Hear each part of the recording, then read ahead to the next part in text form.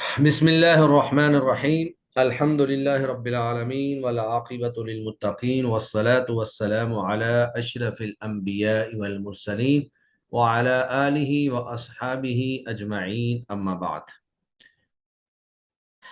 تمام اسٹوڈنٹس کو کلاس میں واپسی پر خوش آمدید۔ آپ کے علم میں ہے کہ ہم نے پچھلے سمیسٹر کے اندر قواعد الصرف جو ہے وہ مکمل کر لی تھی، اور آپ لوگوں نے اس کے کوئزز بھی دے دیے، وائیوا بھی ہو گیا، اسائنمنٹ وغیرہ بھی ہو گئی۔ تو عربی گرامر میں دو چیزیں بنیادی ہوتی ہیں، ایک تو صرف ہوتی ہے جس میں صیغے وغیرہ ہوتے ہیں، اور دوسری نحو ہوتی ہے جس میں اعراب جو ہوتا ہے اس پر گفتگو کی جاتی ہے۔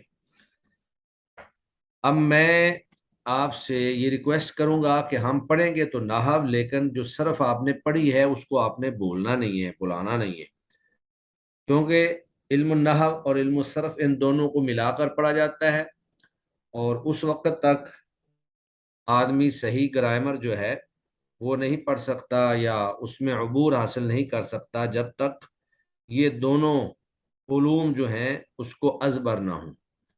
اب یہ علوم ایسے نہیں ہے کہ اسکول کی باقی کتابوں کی طرح چلیں، ایک کلاس پڑھ لی اور اس کی کتاب کو سائڈ پہ کر دیا، اس کے بعد دوسری کلاس پڑھ لی تو اس کی بکس کو سائڈ پہ کر دیا۔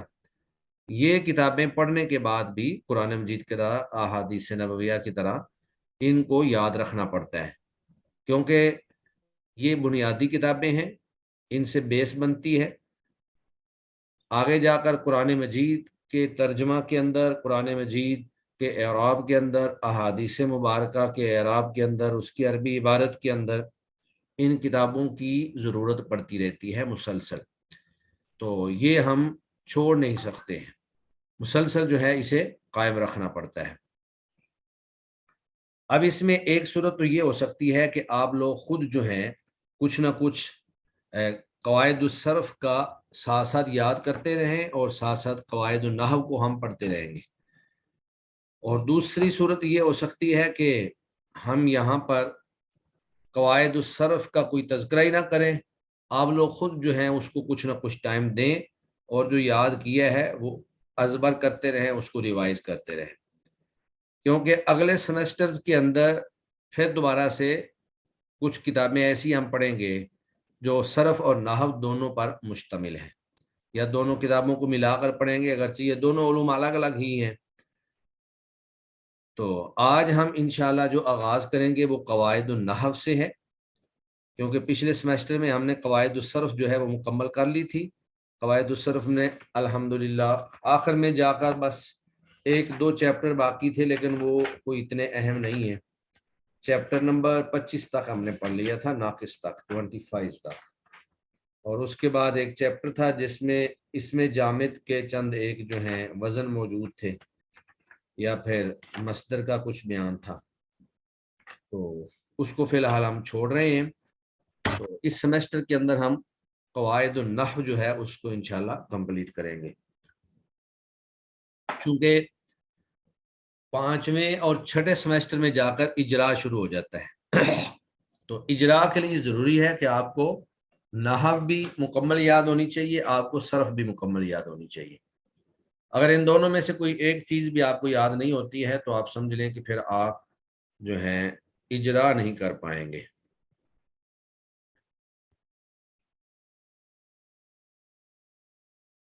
جی، اس حوالے سے آپ لوگوں کا اگر کوئی مشورہ ہے یا رائے ہے تو آپ پیش کر سکتے ہیں۔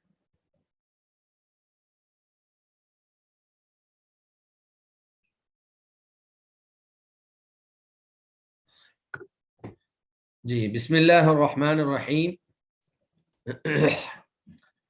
علم الصرف چونکہ آپ پڑھ چکے ہیں، اور اس میں آپ کے علم میں یہ بات ہے کہ علم الصرف کے اندر ہم نے صیغوں کے بارے میں پڑھا، اس میں ہم نے فعل ماضی پڑھا، فعل مضارع پڑھا، پھر اس طرح فعل امر کی مختلف شکلیں پڑھی، پھر اسی طرح آگے جا کر اسم فاعل، اسم مفعول، اسم تفضیل اور دیگر جو ہیں وہ ساری چیزیں ہم نے پڑھی۔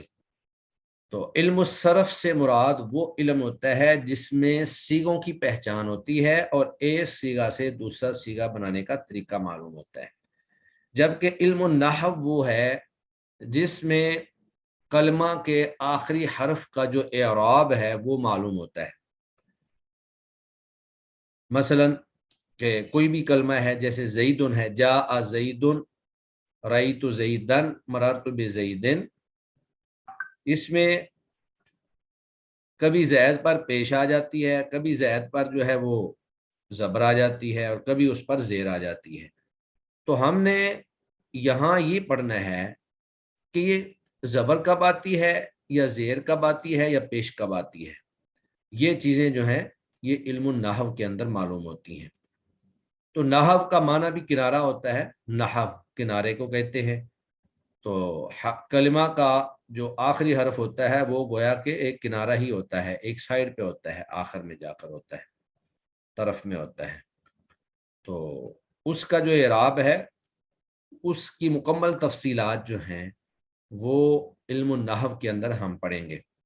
آپ نے شاید علم النحو کے بارے میں پہلے کچھ پڑھا ہوگا۔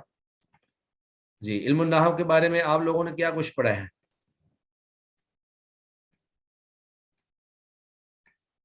سر فرسٹ ٹائم پڑھ رہے ہیں، میں تو ایٹ لیسٹ فرسٹ ٹائم پڑھ رہی ہوں۔ آپ کا یہ تھرڈ سیمیسٹر ہی ہے نا؟ جی شیخ۔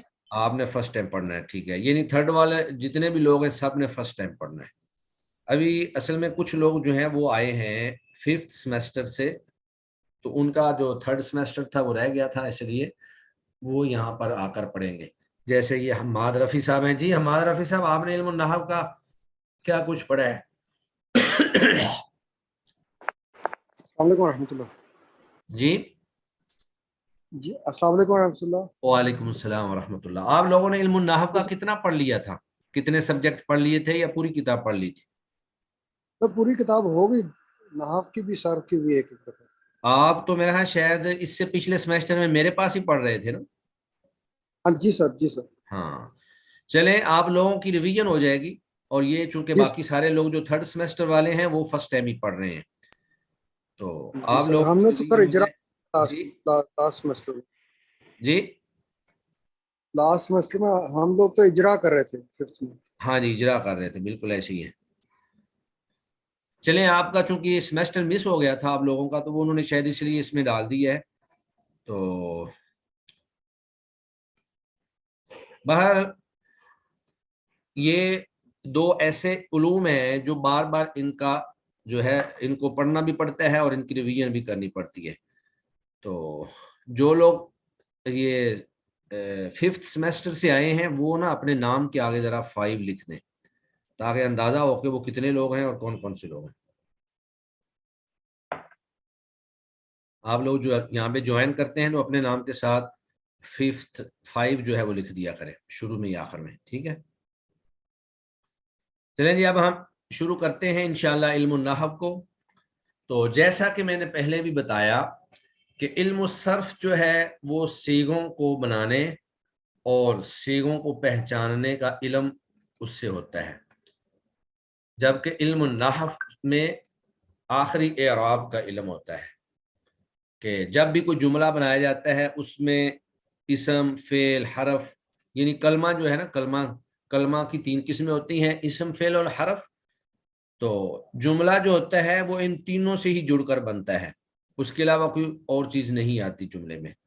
تو علم النحو میں ایک تو جملہ بنانے کا طریقہ معلوم ہوتا ہے کہ ان اسم، فعل اور حرف کو آپس میں کیسے جوڑتے ہیں، اور اس کے بعد پھر ہر کلمہ جو ہے اس کا اعراب معلوم ہوتا ہے کہ کون سے کلمہ کو ہم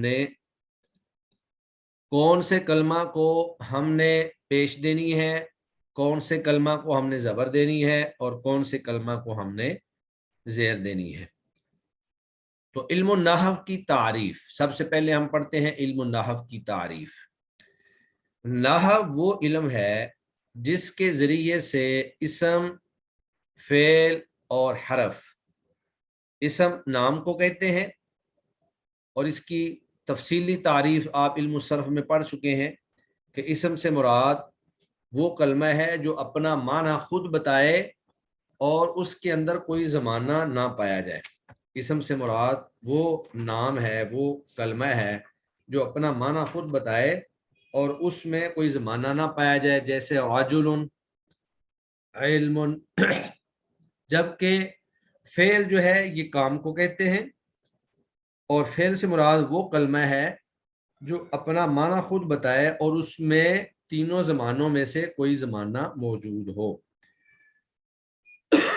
جیسے ماضی ہے، ماضی، حال، مستقبل. اور آپ نے گرامر کی جتنی بھی پڑھی ہیں گردانے، ان سب کے اندر کوئی نہ کوئی زمانہ پایا جاتا ہے.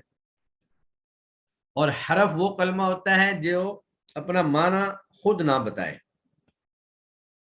یعنی وہ جملے میں آ کر اپنا معنی واضح کرتا ہے. جیسے من، فی. تو یہ جتنے بھی حروف ہیں، حروف جارہ ہیں، حروف مشبہ بالفعل ہیں، بے شمار حروف کی جو اقسام ہیں، یہ سارے کے سارے جو ہیں یہ جملے میں آتے ہیں اور اس جملے کے مطابق جو ہے یہ اپنا معنی واضح کرتے ہیں. جملے کے بغیر اکیلے جو ہے یہ اپنا معنی بیان نہیں کر سکتے.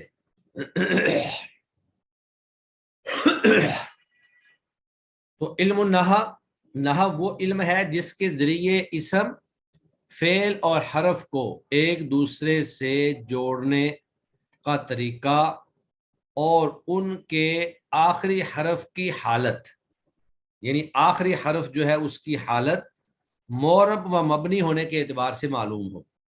معرب کا مطلب یہ ہے کہ اس کے آخر میں اعراب آتا ہو.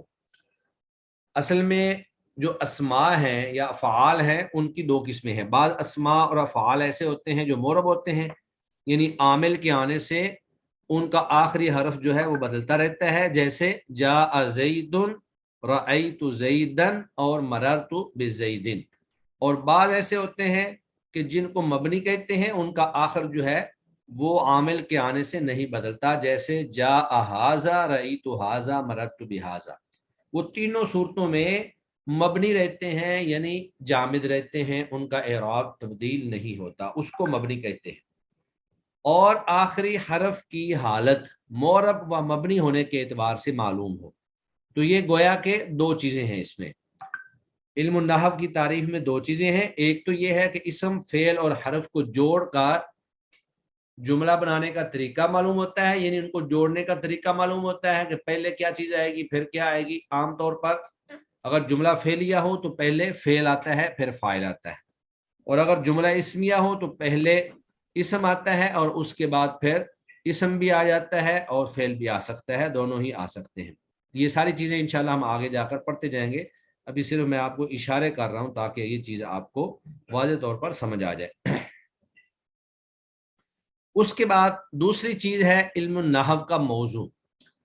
یعنی علم النحو کا موضوع کیا ہے، یہ کس چیز کو ڈسکس کرتا ہے علم النحو. تو علم النحو کا موضوع جو ہے وہ کلمہ ہے اور کلام ہے. کلمہ سے مراد ایک ایک کلمہ، وہ اسم ہو، وہ فعل ہو یا وہ حرف ہو، تو ہر کلمے کا آخری اعراب جو ہے وہ علم النحو ہمیں بتاتا ہے. اور دوسری چیز ہے کلام. کلام سے مراد یہی ہے کہ جملہ، کہ آپ نے جملہ کیسے بنانا ہے، کون سی چیز پہلے آئے گی، کون سی چیز بعد میں آئے گی، کون سی چیز سب سے آخر میں آئے گی. اور تیسری چیز ہے علم النحو کی غرض و غایت، مقصد اور غایت انجام، نتیجہ. یعنی اس کا مقصد کیا ہے، علم النحو پڑھنے کا کیا مقصد ہے اور اس کا نتیجہ کیا ہوتا ہے، آدمی کو کیا فائدہ حاصل ہوتا ہے. تو یہ علم حاصل کرنے کا مقصد یہ ہے کہ انسان عربی زبان پڑھنے، لکھنے اور بولنے تینوں طرح میں، یعنی پڑھنے میں بھی، لکھنے میں بھی اور بولنے میں بھی ہر قسم کی غلطی سے محفوظ رہے. کہ آپ عربی زبان پڑھیں یا عربی زبان لکھیں یا عربی زبان بولیں، جب آپ کو علم النحو آتا ہوگا تو پھر آپ نہ عربی زبان پڑھنے میں، نہ لکھنے میں، نہ بولنے میں کہیں بھی آپ غلطی نہیں کریں گے. خصوصاً قرآن و حدیث کے صحیح فہم کا ملکہ پیدا ہو سکے. یعنی ایک تو یہ ہے کہ عام عربی زبان، اور دوسرا ہے کہ قرآن اور حدیث کو صحیح سمجھنے کی صلاحیت پیدا ہو سکے، صحیح فہم، صحیح سمجھنے کی، ملکہ کا مطلب صلاحیت پیدا ہو سکے۔ یعنی عربی زبان یا عربی گرامر کو سیکھنے کا مقصد یا اس کا نتیجہ یہ ہوتا ہے کہ آدمی عربی زبان کو صحیح پڑھ لیتا ہے، صحیح لکھ لیتا ہے اور صحیح بول لیتا ہے، خاص طور پر قرآن و حدیث۔ قرآن اور حدیث کو صحیح پڑھنا تو بالکل یہ ہر مسلمان کے لیے لازمی اور ضروری ہے۔ اس کے بعد آگے ہے واضح۔ واضح کا مطلب ہوتا ہے کہ اس علم کو کس نے وضع کیا ہے، کس نے مدون کیا ہے، اس علم کو ایجاد کرنے والا کون ہے۔ اور راجح قول کے مطابق اس علم کے موجد، مدون، جلیل القدر تابعی ابو الاسود الدؤلی رحمہ اللہ ہے۔ یہ سیدنا علی رضی اللہ تعالیٰ عنہ کے شاگرد تھے، تو انہوں نے علم النحو کو واضح کیا۔ شروع میں انہوں نے علم النحو کے کچھ قواعد اور ضوابط جو ہے، اصول جو ہیں وہ وضع کیے، اور اس کے بعد پھر اس علم کے اندر مزید اصلاحات ہوتی رہیں، حتیٰ کہ یہ علم جو ہے اپنے عروج پر پہنچا، اور آج ہمارے ہاں یہ اپنے مکمل تکمیل اور مکمل حالت میں مکمل تشکیل پا چکا ہے اور مکمل حالت میں ہمارے پاس موجود ہے۔ اس کا حکم کیا ہے؟ اس علم کو سیکھنا فرض کفایہ ہے، یعنی اگر کچھ لوگ اس علم کو سیکھ لیں، خاص طور پر وہ لوگ جن کو عربی زبان پڑھنے، بولنے یا لکھنے سے واسطہ پڑتا ہے، وہ اگر اس کو سیکھ لے تو باقیوں کی طرف سے بھی وہ کفایت کر جائے گا، کیونکہ ہر بندہ تو یہ علم سیکھ نہیں سکتا ہے۔ عامت الناس سارے کے سارے گرامر، علم الصرف اور علم النحو نہیں سیکھ سکتے ہیں، یہ صرف وہی لوگ سیکھتے ہیں جن کو عربی زبان پڑھنے سے یا لکھنے سے یا بولنے سے واسطہ پڑتا ہے۔ اب اس کے بعد پھر اس علم کی چند ایک اصطلاحات ہیں، اور یہ وہی اصطلاحات ہیں جو ہم پیچھے قواعد الصرف کے اندر بھی پڑھ چکے ہیں، بلکہ قواعد الصرف میں ہم نے کچھ زیادہ پڑھی تھیں، یہاں کچھ کم ہیں۔ تو جو یہاں متعلقہ تھیں، کچھ چیزیں جو تھیں وہ صرف علم صرف کے ساتھ خاص تھیں، جیسے حروف علت یا حروف صحیحہ یا حروف اصلیہ، حروف زائدہ، ان کا تعلق چونکہ علم النحو کے ساتھ نہیں ہے۔ اسی طرح وہاں پر ہم نے متکلم، مخاطب، غائب، زمانہ اور یہ ساری چیزیں جو ہیں وہاں پر پڑھی، تثنیہ، جمع۔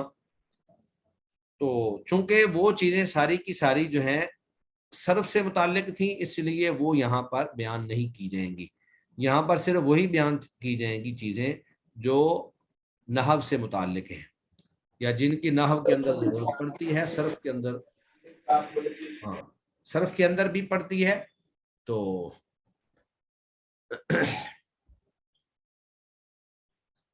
سب سے پہلے ہے حرکت۔ حرکت آپ نے وہاں بھی پڑھی ہے، حرکت کیا چیز ہوتی ہے؟ زبر، زیر اور پیش، اس کو حرکت کہتے ہیں۔ زبر کو بھی حرکت کہتے ہیں، زیر کو بھی حرکت کہتے ہیں، اور پیش کو بھی حرکت کہتے ہیں۔ تو یہ آپ وہاں پہ قواعد الصرف کے اندر بھی پڑھ چکے ہیں۔ تو حرکت یعنی اعراب، حرکتیں، زبر، پیش، زبر اور زیر میں سے ہر ایک کو حرکت، اور ان تینوں کو حرکات ثلاثہ کہتے ہیں۔ یعنی چونکہ یہ تین حرکتیں ہیں تو ثلاثہ تین کو کہتے ہیں۔ حرکت کی جمع حرکات ہے، حرکات ثلاثہ۔ پیش، زبر اور زیر میں سے، ان میں سے ہر ایک کو، یعنی پیش کو بھی حرکت کہتے ہیں، زبر کو بھی اور زیر کو بھی، ان میں سے ہر ایک کو حرکت، اور ان تینوں کو حرکات ثلاثہ کہتے ہیں۔ عربی میں ان کے نام مندرجہ ذیل ہیں۔ تو عربی میں ان کو زبر، زیر یا پیش نہیں کہا جاتا، بلکہ عربی زبان کے اندر ان کے نام آپ نے پہلے پڑھے ہیں کہ ضمہ، فتحہ اور کسرہ، ضمہ، فتحہ اور کسرہ کہا جاتا ہے۔ ضمہ پیش کو کہتے ہیں، پیش وہ ہوتی ہے جو گول واو کی شکل میں حرف کے اوپر موجود ہوتی ہے، اور فتحہ جو ہے یہ زبر کو کہتے ہیں، زبر حرف کے اوپر لمبے الف کی طرح، یعنی الف کو لمبا ڈال دیا جائے، بچھا دیا جائے تو یہ ایک لمبی لکیر ٹیڑھی سی ہوتی ہے جو زبر حرف کے اوپر ہوتی ہے، اور کسرہ جو ہے یہ زیر کو کہتے ہیں جو حرف کے نیچے ہوتی ہے۔ تو ضمہ پیش کو، فتحہ زبر کو اور کسرہ زیر کو کہتے ہیں۔ اور وہ حرف جس پر ضمہ ہو اسے کیا کہیں گے؟ مضموم، یعنی ضمہ دیا گیا. ضمہ تو ضمہ ہے، اور جس پر ضمہ ہو اس کو مضموم کہیں گے. جیسے ہوتا ہے ایک قتل، تو جس کو قتل کیا گیا ہو اس کو مقتول کہتے ہیں. ایک ہوتا ہے خدمت، اور جس کی خدمت کی جائے اس کو مخدوم کہتے ہیں. تو اسی طرح جس حرف پر ضمہ ہوگا اسے مضموم کہیں گے، جس حرف پر فتح ہوگا اسے مفتوح کہیں گے، اور جس پر کسرہ ہوگا اسے مقصور کہیں گے. تو ضمہ اور مضموم یہ دو الگ الگ چیزیں ہیں. ضمہ تو پیش ہے، لیکن مضموم وہ حرف ہے جس پر ضمہ ہے. اسی طرح فتح اور مفتوح یہ دو الگ الگ چیزیں ہیں. فتح زبر ہے، اور مفتوح وہ حرف ہے جس پر زبر ہو فتح ہو. کسرہ زیر ہے، اور مکسور وہ حرف ہے جس پر کسرہ ہو، جس کے نیچے کسرہ ہو. یہ اگر سوال آئے تو اس میں اگر کوئی مثلا لفظ کہا جائے جی الحمد، تو الحمد کی جو دال ہے یہ کیا ہے؟ تو دال کو کہیں گے کہ یہ مضموم ہے. اور اگر یہ پوچھا جائے کہ دال کے اوپر کیا ہے، تو پھر کہا جائے گا کہ دال کے اوپر ضمہ ہے. اسی طرح الحمد کی ہا، تو ہا کیا ہے؟ یہ مفتوح ہے، اور ہا کے اوپر کیا ہے؟ وہ فتح ہے.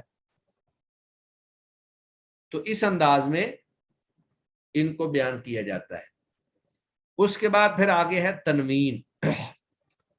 تو تنوین سے مراد یہی اوپر والی حرکات جب ڈبل ہو جائیں تو اس کو تنوین کہتے ہیں. ایک زبر ہو تو وہ فتح، اور اگر دو زبر ہوں تو اس کو تنوین کہیں گے، یعنی فتح کی تنوین. ایک زیر ہو تو اس کو کسرہ، اور اگر دو زیریں ہوں تو اس کو کسرہ کی تنوین کہیں گے. ایک پیش ہو تو اس کو ضمہ، اور اگر دو پیش ہوں تو اس کو دو پیش کی تنوین کہا جائے گا. تو تنوین جو ہے وہ دو پیش، دو زبر اور دو زیر میں سے ہر ایک کو تنوین کہتے ہیں. ان کی ادائیگی کے وقت جو نون ساکن کی آواز پیدا ہوتی ہے اسے نون تنوین کہتے ہیں، یعنی تنوین کا نون. کیونکہ با کے اوپر زبر اور دو زبریں ہوں تو اس کو پڑھتے ہیں با دو زبر بن، تو آخر میں نون ساکن ایک پیدا ہو جاتا ہے. پیش ہو با دو پیش بن، وہ نون پیدا ہو جاتا ہے. زیریں دو ہوں با دو زیر بن، تو پھر نون پیدا ہو جاتا ہے. تو دو زبر دو زیر دو پیش کو تنوین، اور آخر میں جو نون پیدا ہوتا ہے اس کو نون تنوین، یعنی تنوین کا نون. پھر ایک ہوتی ہے سکون، یعنی حرکت نہ ہونا. حرکت تو تین ہیں، حرکاتیں تین ہیں، زبر زیر اور پیش. اور اگر کسی حرف کے اوپر ان تینوں کے علاوہ کوئی چیز آ جائے تو اس کو سکون کہتے ہیں. سکون حرکت نہ ہونے کو کہتے ہیں، حرکت کے نہ ہونے کو سکون کہتے ہیں.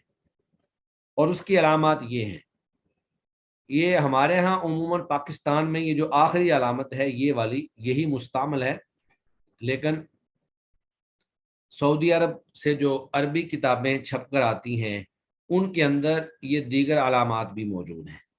سکون کی یہ علامت ہمارے ہاں مستعمل ہے، اور یہ جو گول دائرہ ہے اہل عرب کے ہاں یہ بھی، اور یہ جو 8 کی علامت ہے یہ بھی. یہ دونوں علامتیں جو ہیں اہل عرب کے ہاں یہ بھی مستعمل ہیں، استعمال میں آتی ہیں.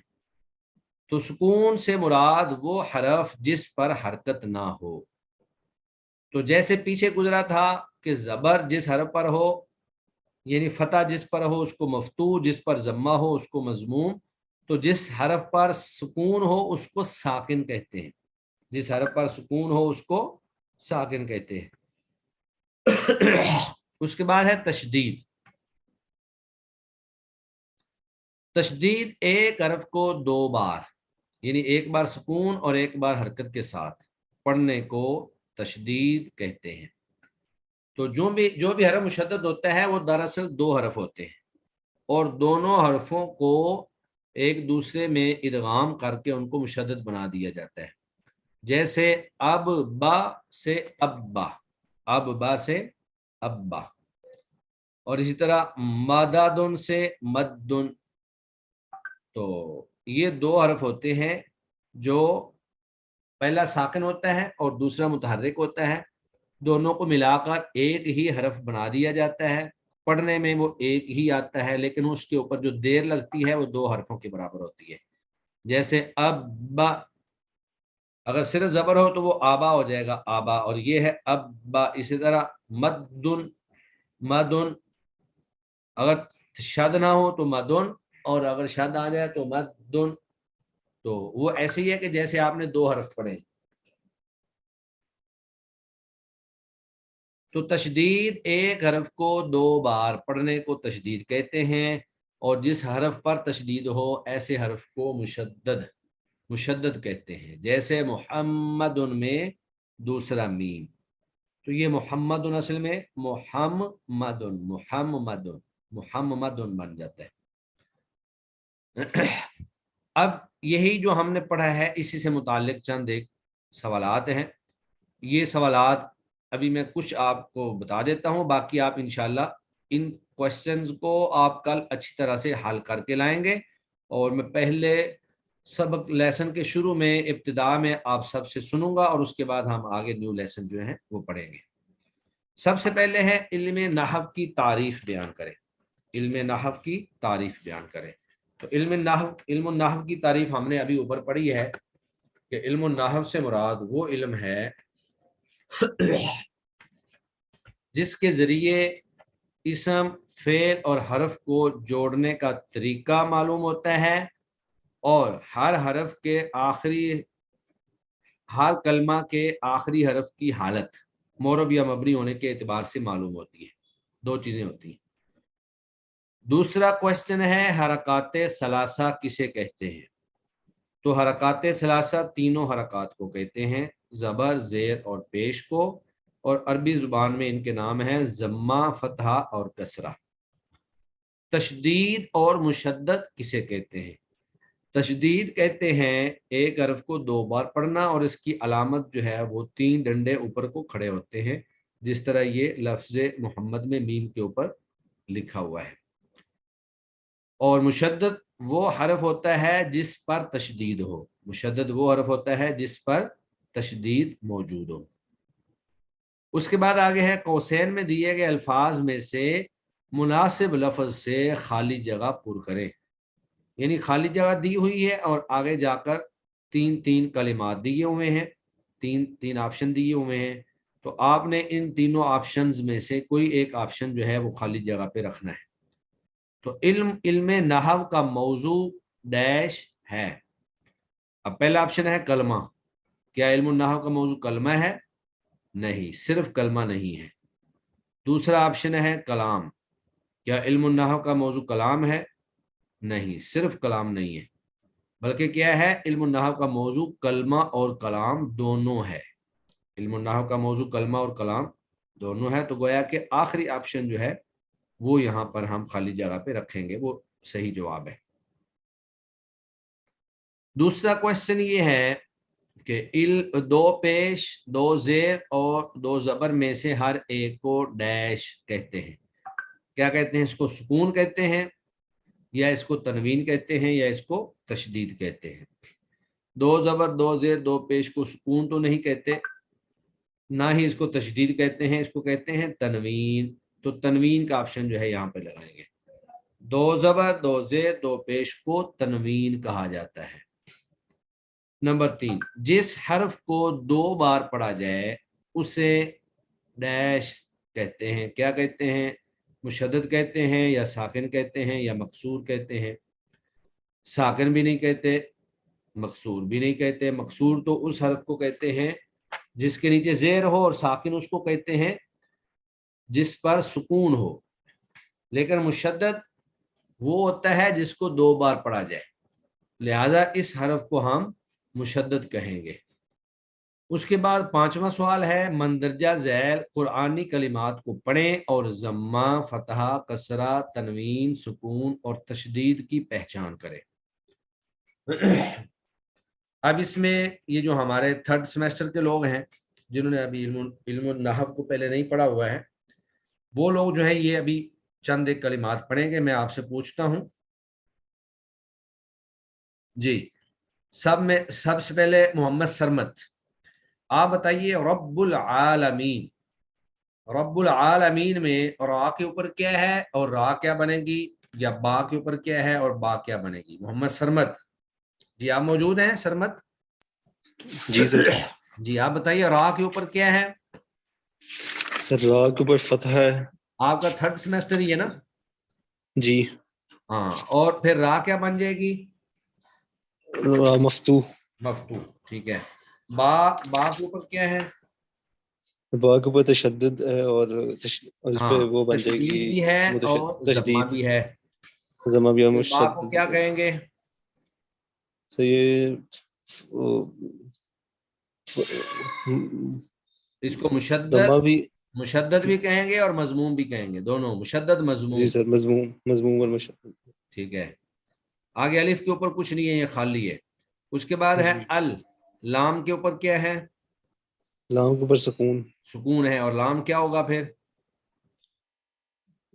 لام تو لام ساکن ہو جائے. ساکن نہیں جی. ہاں، لام کو ساکن کہیں گے. اور عین کے اوپر کھڑا زبر ہے، یہ جو کھڑا زبر ہوتا ہے یہ بھی زبر ہی ہوتا ہے. تو جی. ہاں، تو اس کو مفتوح کیا ہو کہیں جائے گے؟ گا. عین کے اوپر کیا ہے؟ عین کے اوپر فتح ہے اور یہ مفتوح ہو جائے گا. مفتوح ہوگا، ٹھیک ہے. لام کے اوپر؟ لام پہ بھی فتح ہے اور یہ بھی مفتوح ہو. ٹھیک ہے. اور میم کے نیچے؟ میم کے نیچے زیر کو کیا کہتے ہیں؟ کسرہ اور مکسور. اور میم مکسور ہو جائے گی، ٹھیک ہے. یا کے اوپر؟ یا پہ سکون ہے اور ساکن. یا ساکن. اور نون؟ نون کے اوپر فتح ہے اور مفتوح ہے. چلیں جی، ماشاءاللہ. تو یہ اسی انداز میں آپ نے ایک دفعہ گھر میں یہ پورا ریوائز کرنا ہے. جی آگے نور ہیرا، آپ بتائیے لیلۃ القدری.